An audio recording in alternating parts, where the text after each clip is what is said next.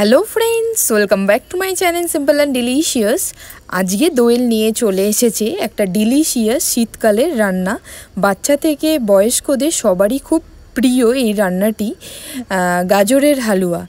চলুন সহজ উপকরণ দিয়ে কিভাবে তাড়াতাড়ি বানিয়ে নিই দেখে নেওয়া যাক। দেখুন 1.5 কিলো সুন্দর সুন্দর গাজর উঠেছে, একদম ফ্রেশ, দেখতেই পাচ্ছেন, বুঝতেই পাচ্ছেন, একদম ফ্রেশ গাজর। আমি অরেঞ্জ গাজর নিয়ে নিয়েছি। এই গাজরেরই গাজরের হালুয়া ভীষণ ভালো লাগে।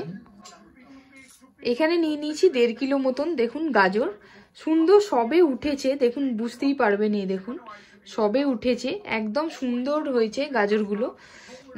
এই অরেঞ্জ গাজরেই কিন্তু গাজরের হালুয়াটা বেশি ভালো হয়, এই গাজরেই কিন্তু গাজরের হালুয়াটা হয়। তাই আমি এখানে নিয়ে নিয়েছি 1.5 কিলো মতন গাজর।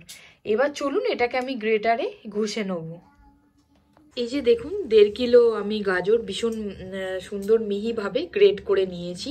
নিয়ে নিয়েছি কাজু কিশমিশ কুচিয়ে নিয়েছি, আর এই যে খোয়া ক্ষীর, যত খোয়া ক্ষীর দেবেন 100 মতন খোয়া ক্ষীর আমরা এখানে অ্যাড করছি, ঠিক আছে। আর ঘি দিয়ে পুরো ব্যাপারটা হবে। আর দেখুন ঘন সরযুক্ত দুধ আমরা নিয়ে নিয়েছি। কড়াই গরম হয়ে গেছে, এখানে ঘি দিয়ে দেব, 2 টেবিল স্পুন মতো ঘি দিয়ে দেবো। দিয়েছি 2 ছোট এলাচ। এবার আমি গাজরগুলো পরপর দিয়ে দেবো। সব গাজরটা আমার দেওয়া হয়ে গেছে, এবার ভালো করে ভেজে নেবে। একটুখানি 5-10 মিনিট মতন ভাজতে হবে। হ্যাঁ, দেখবেন গাজরটা কমে এসেছে, কালারটাও চেঞ্জ হয়েছে। 5-10 মিনিট মতন ভেজে নেব। ভাজা হয়ে গেলে ফিরে আসছি। নুন দিয়ে দিয়েছি, ঢেকে ঢেকে পুরো আমি গাজরটাকে সেদ্ধ করে নিয়েছি। হ্যাঁ, 15-20 মিনিট ধরে আমি গাজরটা সেদ্ধ হতে লেগে আছে, ঠিক আছে। দেখে নিন একদম সেদ্ধ হয়ে গেছে, একদম সুন্দরভাবে সেদ্ধ হয়ে গেছে। এখানে আমি 500 চিনি মতন অ্যাড করে দিলাম। হ্যাঁ, 1.5 কিলোতেই 500 চিনি। কারণ কি, চিনিটা আগে দিয়ে দিলে গাজরটা সেদ্ধ হয় না। হ্যাঁ, আমি চিনিটা ওই জন্যই পরে দিলাম। গাজরটাকে পুরো সেদ্ধ করে নিয়ে চিনিটা কিন্তু অ্যাড করলাম। চিনিটা একদম আগে দেবেন না, পুরো গাজর সেদ্ধ হয়ে যাওয়ার পর চিনিটা দেবেন। যেমনি যেরকম মিষ্টি খান সেই অনুযায়ী চিনিটা দেবেন। কিন্তু ভালো করে এরকমভাবে নেড়ে নেবেন যাতে চিনিটা গলে যায়। হ্যাঁ, দেখুন সুন্দরভাবে নেড়ে নিলেই চিনিটা আস্তে আস্তে গলতে শুরু করবে।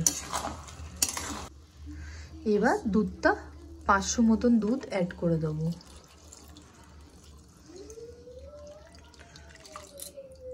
দুধটা অ্যাড করে দিলাম, 500 দুধ অ্যাড করে দিলাম। হ্যাঁ, এবার চলুন ভালোভাবে নেড়ে নেব।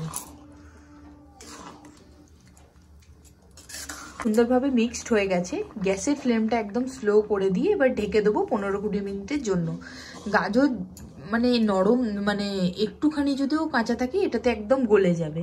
হালুয়া মানেই একদম কিন্তু নরম, মুখে দিলেই যেন মিলিয়ে যায়, এরকমভাবে কিন্তু হালুয়া তৈরি হয়। তাই গাজরের হালুয়াতে এই দুধটা দিয়ে একদম স্লো ফ্লেমে আরও কিছুক্ষণ ধরে আমি 10-15 মিনিট মতন ঢেকে দেবো, যাতে গাজরটা নর্মালে হয়ে যায়।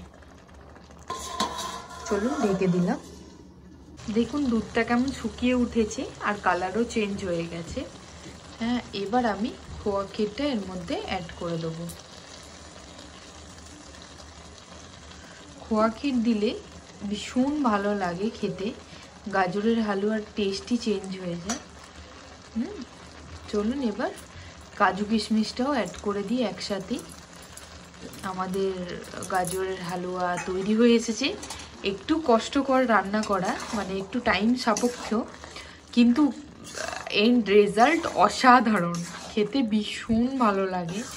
আর শীতকালে নতুন নতুন গাজর উঠেছে, তার টেস্ট তো আলাদাই হবে।